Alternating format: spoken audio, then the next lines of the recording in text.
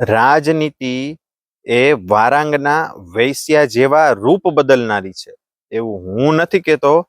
રાજર્ષિ ભર્તુહરી આજથી હજારો વર્ષ પહેલા કીધું. કારણ કે એ રાજનીતિ ક્યારેક સત્ય બોલે છે તો ક્યારેક હળાહળ જૂઠ બોલે છે. રાજનીતિ ક્યારેક અત્યંત કઠોર હોય તો ક્યારેક ખૂબ મીઠું બોલે.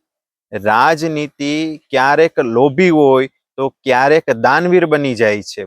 રાજનીતિ ક્યારેક હિંસાળુ હોય તો ક્યારેક દયાળુ બની જાય છે.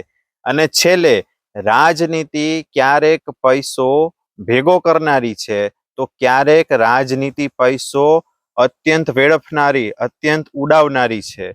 એટલે હજારો વર્ષ પહેલા જે ભર્તુહરીએ શ્લોક આપ્યો એ રાજનીતિમાં આજે પણ કાંઈ ફેરફાર નથી. જે અગાઉ હતી એ જ રાજનીતિ આજે પણ ચલણમાં છે.